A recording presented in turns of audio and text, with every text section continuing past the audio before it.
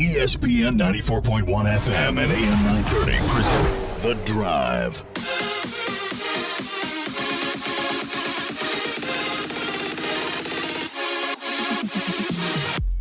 It is Thursday, May 20th. Your drive begins now on ESPN 94.1 and AM 930. I'm your host, Paul Swann. You can join the program by calling the White Claw phone lines at 877-420-TALK. That is 877-420-8255. White Claw Hard Seltzer. It is made pure.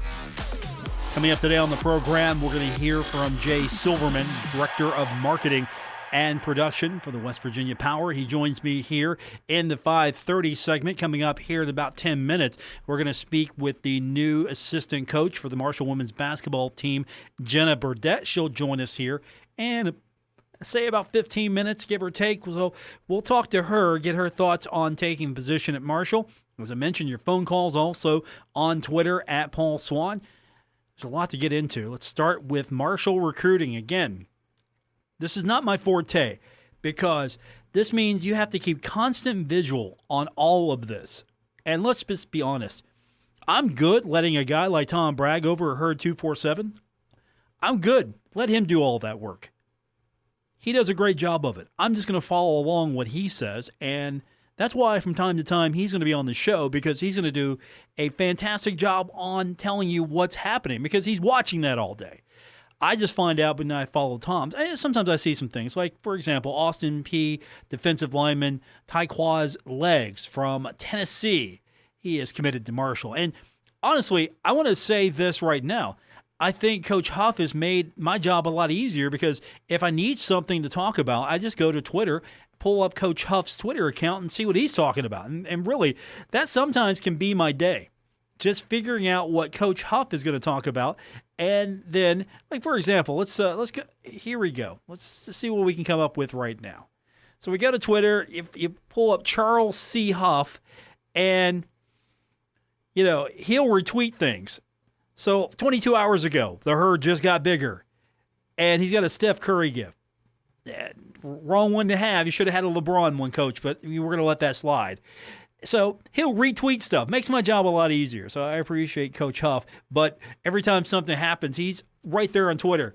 It's like he's got them all queued up in drafts. The Herd just got bigger. The Herd just got bigger. So he's winning social media. Hasn't coached the game yet for the Thundering Herd, but right now winning the social media battle and helping me do this job the way I want to. So I appreciate that. So you're getting a defensive lineman added to the Herd, committed. I can't wait to see all these kids come on campus.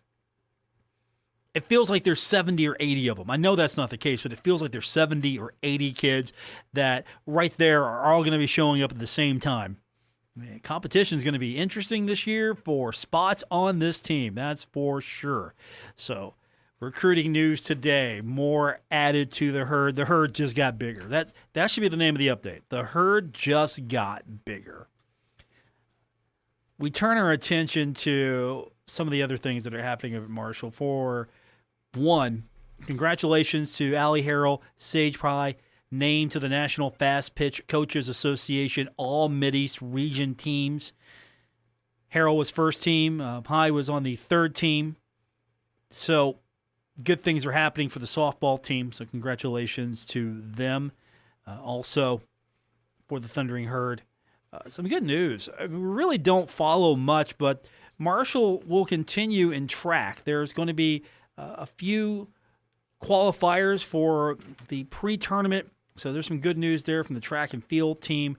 I don't follow track and field as much as I should, and so we're going to fix that. But we forget sometimes that one of the biggest beneficiaries of the indoor practice facility was the fact that he finally had a decent place to run track, to practice. So congratulations to everyone involved for the Thundering Herd. Now, later on when we talk to Jay Silverman, a couple of things we're going to get into with him, just kind of give you a preview. They've got 3 exhibition games coming up against the Black Sox. It's a Road Warrior Pro baseball team from the Yinzer League. So we'll find out a little bit more about the Black Sox. Also, if you were with us a few days ago, we told you that Aaron Blair has signed with the West Virginia Power, so he's looking for an opportunity to try to get back on with the Major League team. So he is playing with the West Virginia Power, hoping that someone will find him. But at the same time, he's playing to win, as a lot of these guys are. So we'll talk to Jay about that. Aaron's a good get. You're trying to build interest in this team, so if you can get a few more in-state kids that are right at that major league level, AAA level, major league level, trying to get to the majors or get back to the majors, I think you'll generate some interest with some fans. Because, again, you go to the major league ballpark, you're there for the baseball, but it's got to be an event as well, right? You go to minor league baseball, it's always going to be an event. That's the first thing. What can we do at the ballpark? So those are important things. And so we'll talk to Jay about Aaron Blair being a part of the West Virginia Power. We're going to talk Marshall women's basketball with you. I can't wait to talk to Jenna Burdette, find out more about her. So that's coming up. We'll take our break now, come back. Do all that when we continue with today's edition of The Drive on ESPN 94.1 and AM 930. We're taking Paul Swann everywhere. Download or subscribe to The Drive with Paul Swann on Apple Podcasts, Spotify, or wherever you get your podcasts.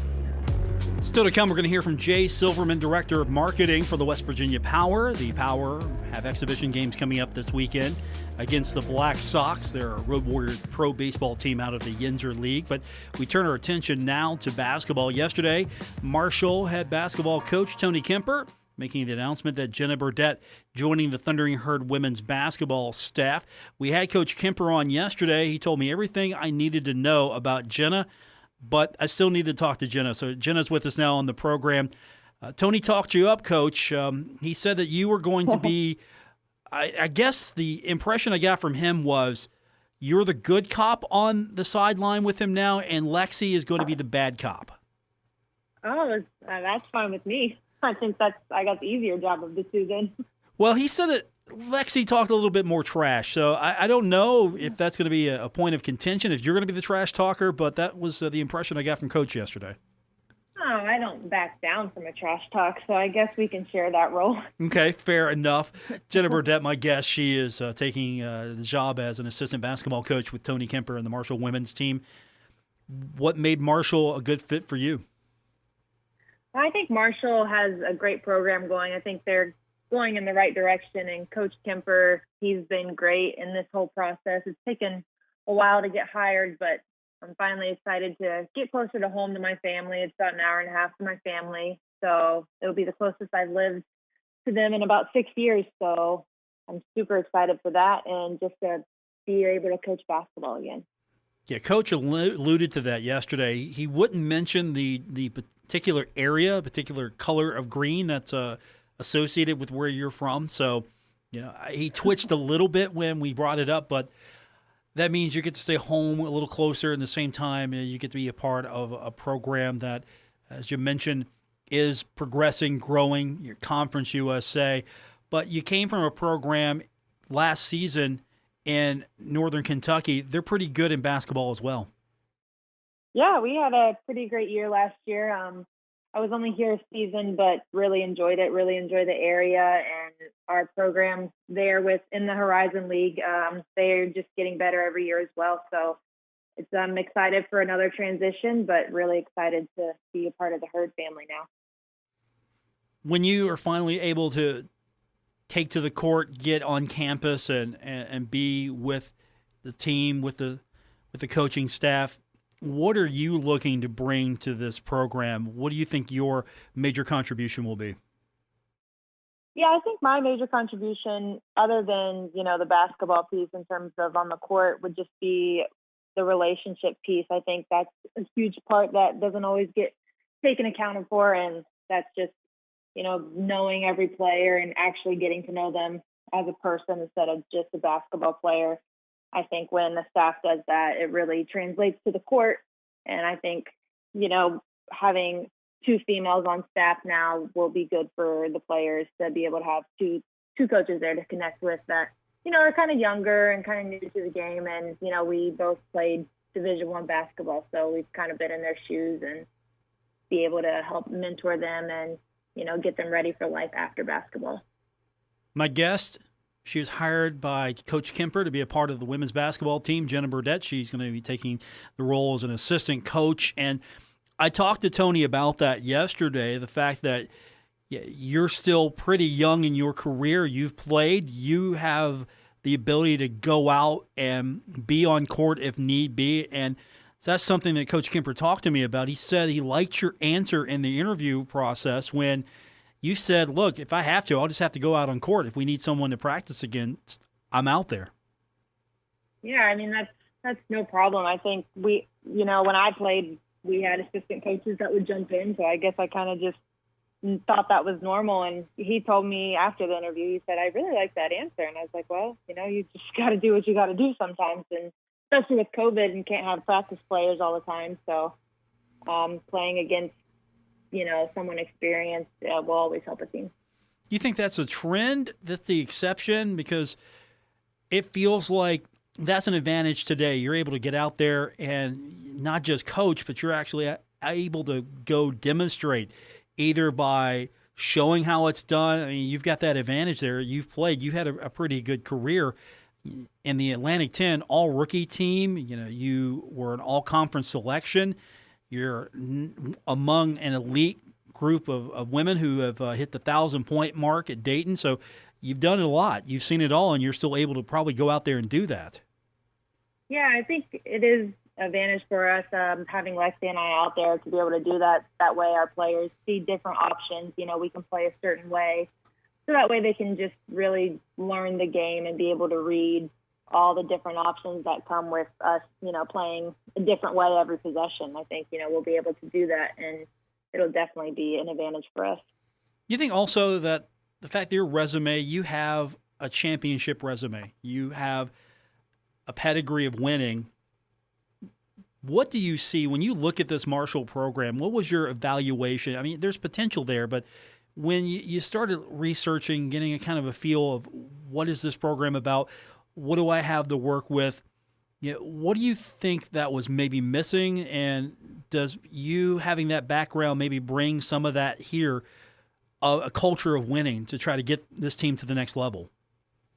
Yeah, I don't know if there's a whole lot missing. I think, it's recruiting kids who have won in high school, who have won state championships in high school carries over. I mean, when you're used to winning and then you get to a season where, you lose a few games here and there and a few games in a row, it's really, mentally it's hard. And I think having winners and recruiting kids that have won in high school is important. And I think we have, a few kids on our team who have won state championships. So I think that'll carry over well. And, last year was a tough year for everyone with COVID and, players missing games here and there. And when you have a couple players that have missed, just from COVID and that were your leaders, that's tough. And I think transitioning into this next year, hopefully it won't be like that with, the vaccine. So I think a championship mindset has carried throughout and will show this next season.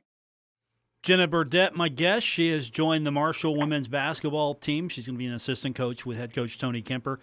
So researching this team, kind of getting a feel for what you've got, anyone stand out to you, or are you still a little early in the process of trying to evaluate what you're going to be working with as far as talent, who you've got?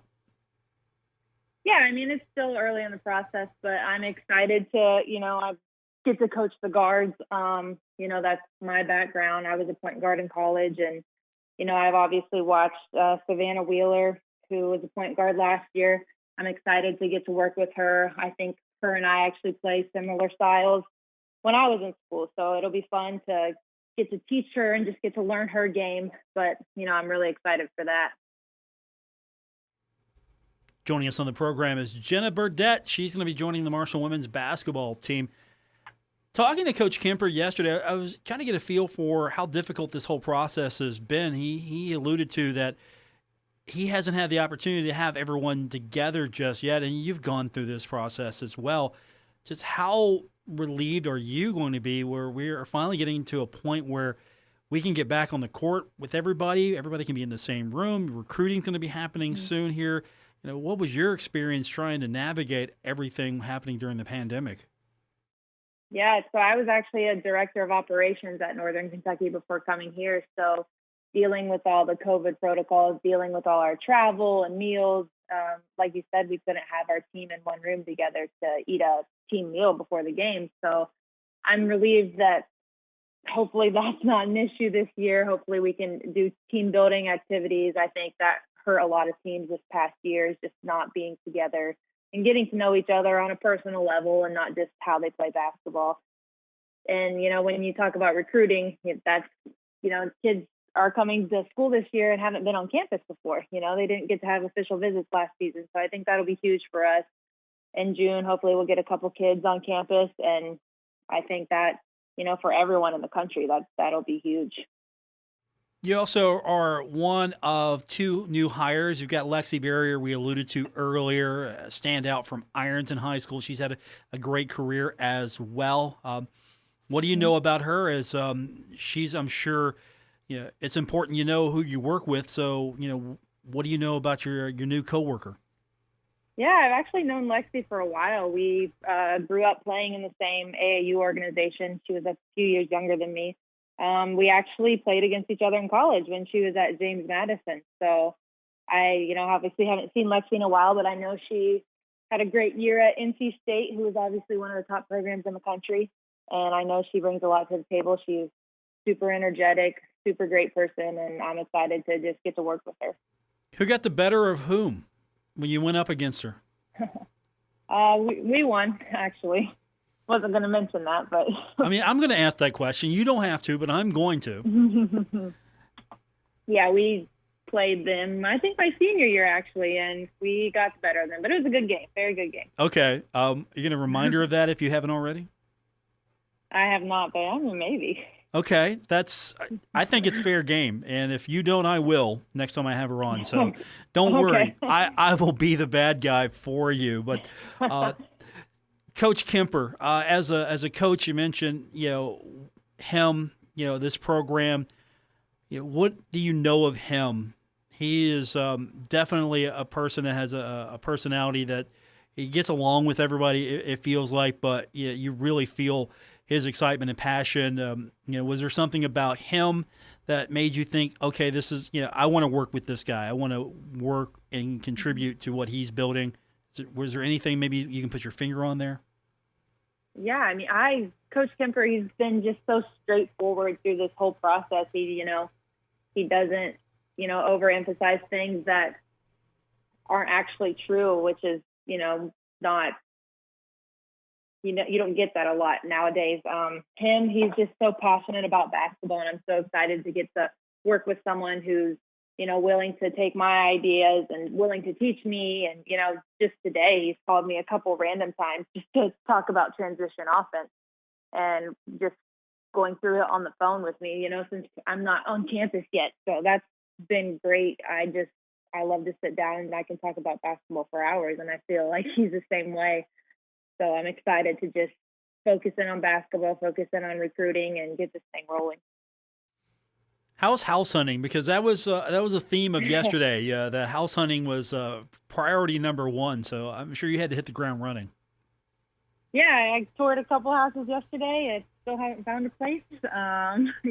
Thankfully, Marshall is kind enough to offer some, temporary housing for me until I find a place, hopefully around June 1st. But it's been an interesting process, that's for sure. I've moved a lot, so I'm used to it, but haven't found a place yet. I understand. I mean, first day, you're not going to find that perfect place just on the first day, I wouldn't think.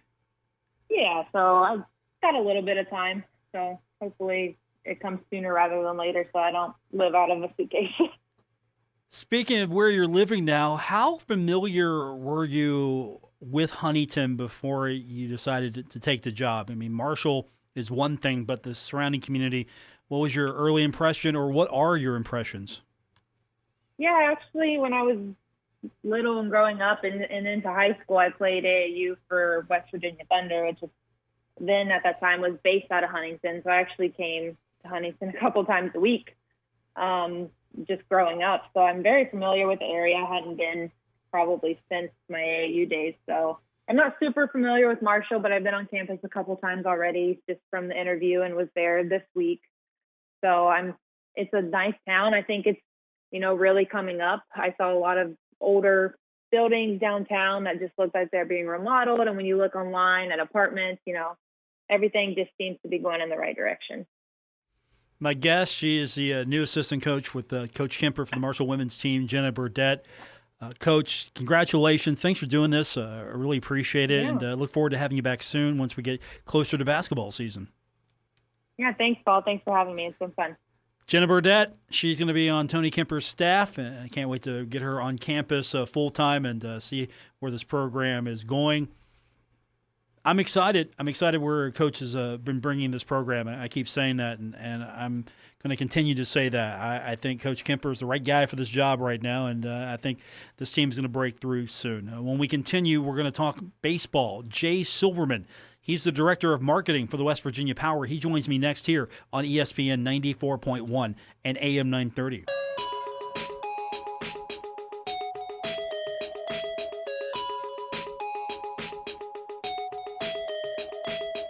This is The Drive with Paul Swann on ESPN 94.1 FM and AM 930. Our phone lines this hour brought to you by White Claw, 877-420-TALK, 877-420-8255. White Claw Hard Seltzer made pure. Joining us now on the program, Jay Silverman, Director of Marketing for the West Virginia Power. The Power are back in action, and a lot of good things are happening with the team, and he now joins us on the show. Jay, good catching up with you. Been excited to do this for a couple of weeks. We got baseball back in the capital city. That's right. We got baseball back after 20 months of not having live-action baseball here at Appalachian Power Park. We're very happy and excited to have baseball back here in the big city of Charleston, West Virginia. And you start off with a bang. You sign Aaron Blair with the Power. I mean, that's a good get. That's a fan favorite for a lot of Marshall fans, so I'm sure you're ensuring a lot of Herd fans wanting to come up and see at least Aaron pitch when he's on the mound. Absolutely. Matter of fact, he'll be pitching this Saturday night, which is an exhibition game versus the Yinzer League Black Sox. He will actually be in a Black Sox uniform, believe it or not, throwing against our Power players. So it should be an exciting game. It'll be himself as well as David Kubiak pitching for us on Saturday night. And, of course, opening the exhibition game on Friday night, which the game time there starts at 7:05, will be Eric Sekula, who is also a Marshall guy and also from Hurricane, who also won a 2006 championship there with the high school there in Hurricane. So lots of great pitching coming out this weekend, and we love to see everybody out here for it.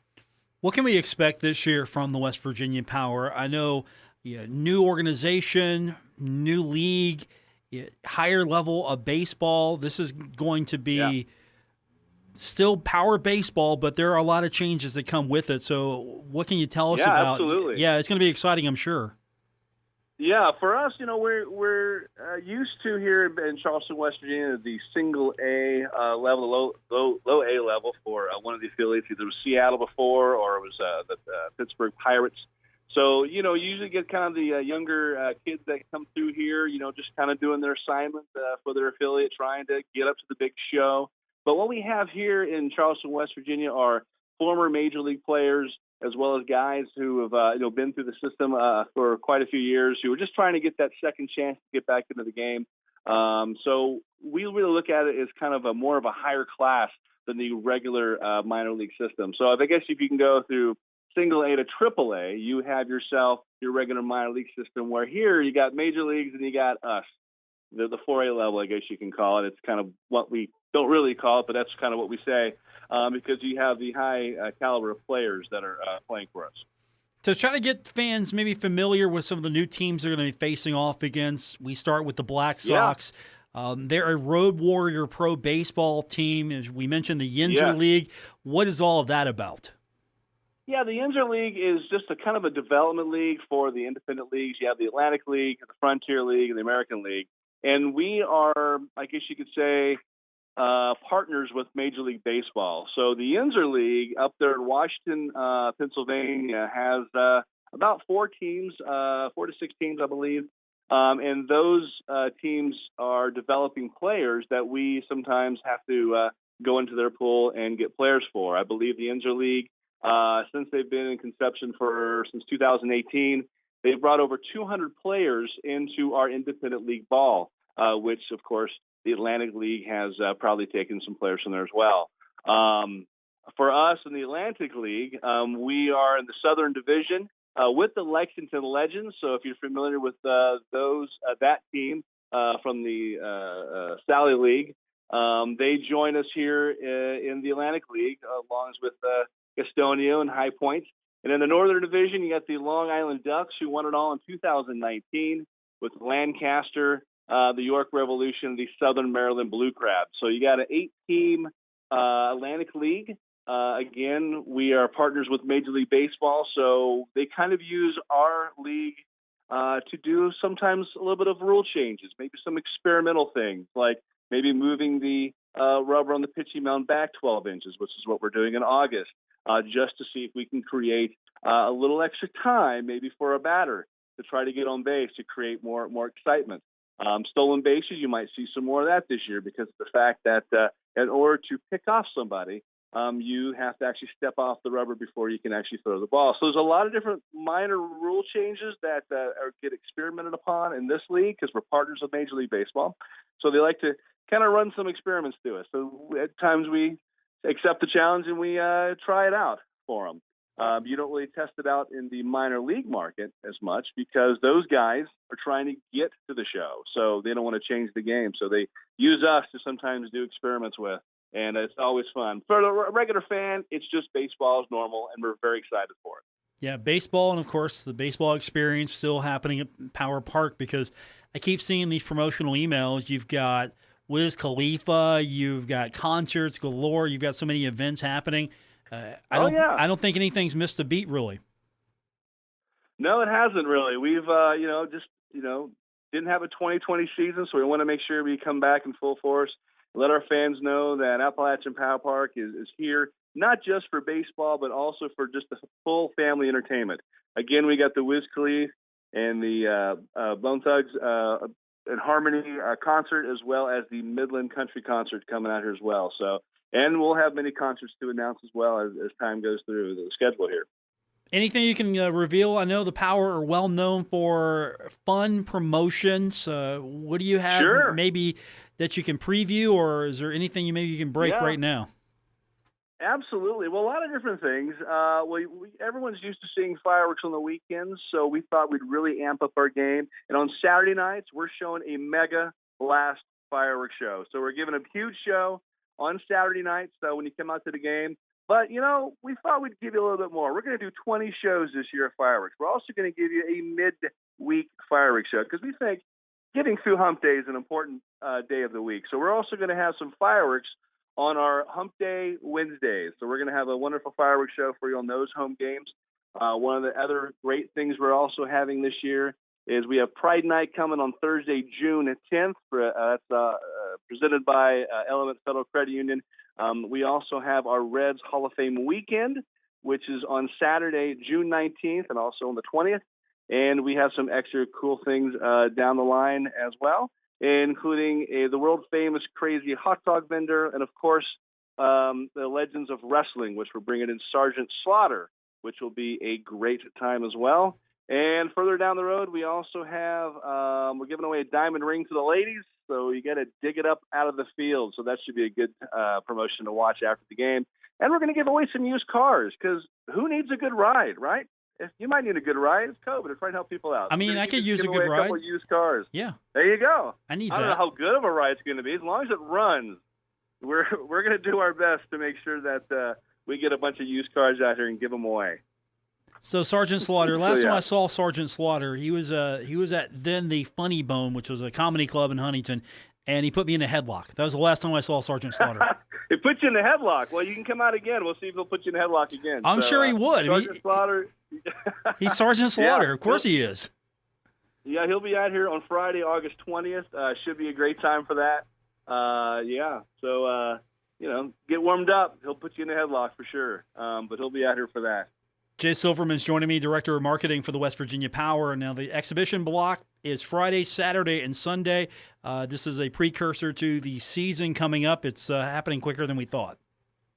Oh, absolutely. Yeah, we're trying to basically cram 4 months of a preseason work that goes into putting a season together in 6 weeks. So we're doing the best we can, and we're looking forward to, getting the players warmed up. And, the players are almost all here.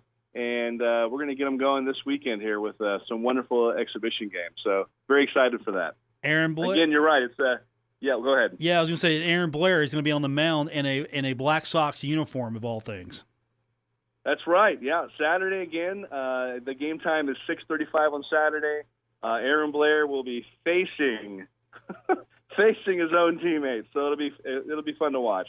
And, of course, having said that, he'll be facing off one of probably the best pitchers in the league in Kubiak. So you're going to see some great talent on the mound on Saturday. So definitely a great show. Again, that's David Kubiak for the Power against, I guess, his teammate. So it'll be Aaron Blair pitching for the Black Sox on Saturday. So that game time is 6:35. Gates open a half hour prior. So we look forward to seeing everybody out there. And, of course, Friday night, 7:05 game start. Another Marshall guy, the legend of Hurricane himself, Eric Sekula. He will be pitching on Friday. So very excited. Jay Silverman, my guest, Director of Marketing for the West Virginia Power. Jay, good talking to you. I can't wait to do it again soon.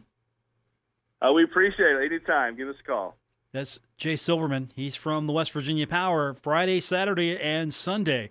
The Power in exhibition action taking on the Black Sox.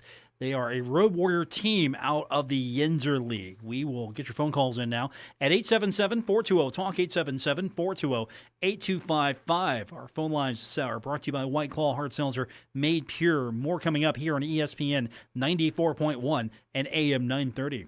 You're listening to The Drive with Paul Swann on ESPN 94.1 FM and AM 930.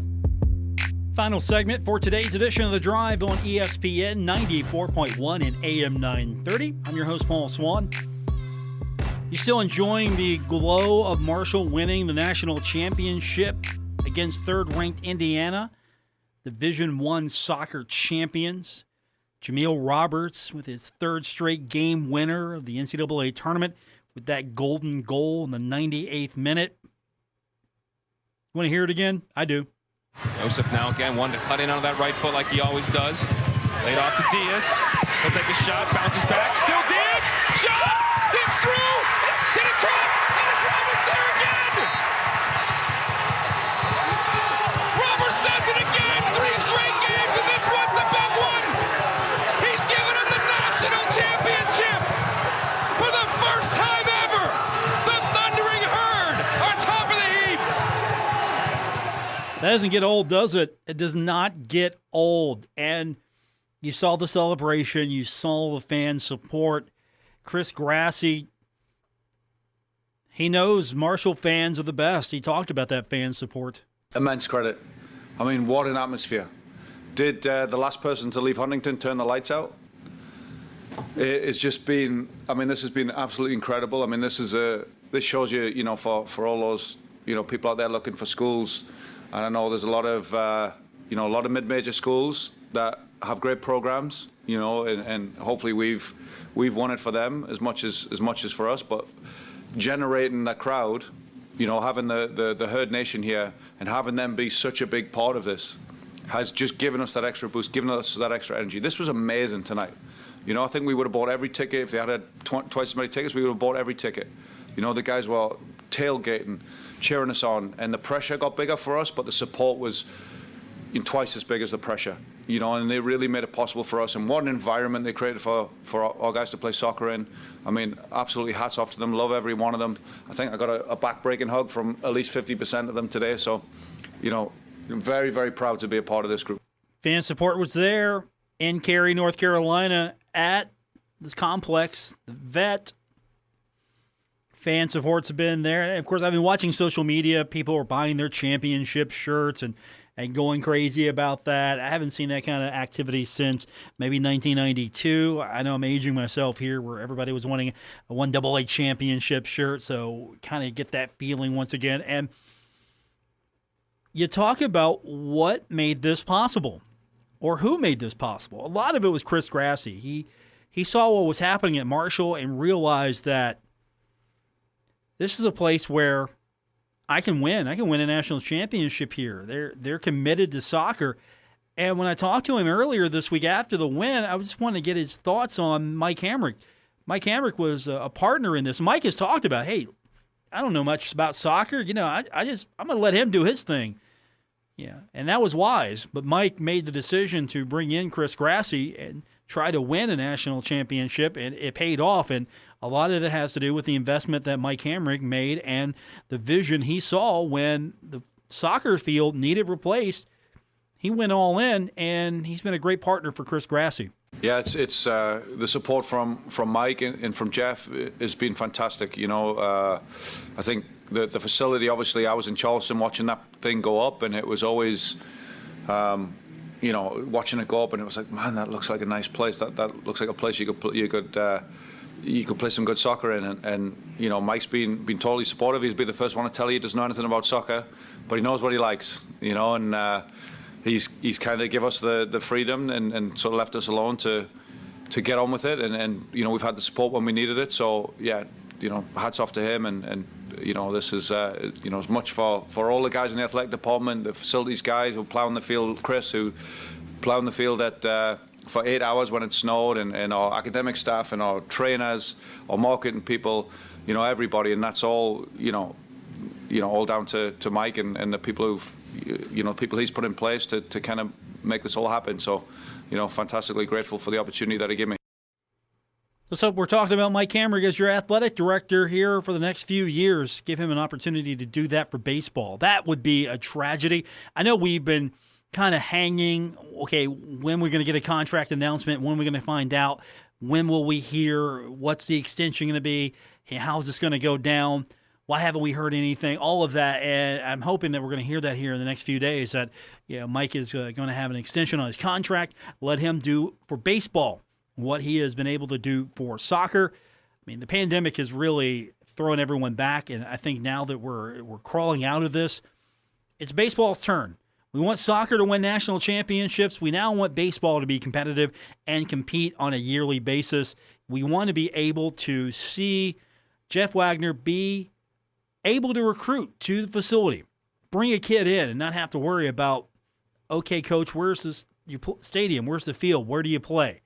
And instead of recruiting to a blueprint, recruiting to a facility. That's what I'm hoping we see over the next few years. Because honestly, look at what happened for soccer. You're all of a sudden committed to soccer. You're competitive in soccer. You won a national championship in soccer. And I'd like to see baseball be something that you can anchor that portion of campus and anchor that portion of Huntington down with a brand new state-of-the-art baseball facility. You can have youth events there. You can maybe make a play for the state tournament. You have so many options with a new stadium. And, of course, facilities matter. Facilities matter. Marshall in football was surging. Marshall was doing well in football. It needed that stadium next step. Marshall gets the new stadium. Marshall all of a sudden is very competitive in the 90s because you had a facility you could recruit to. You had a facility and you had a commitment. And unfortunately, the commitment went away. It was, here we are, we've arrived. We have arrived, look at us. And I think the play here has to be, okay, we have made the first step in a long journey. Marshall has won a championship in soccer. Let's be consistent now and try for two. Let's try to be a program that can add stars to the shield, the logo, for many years to come.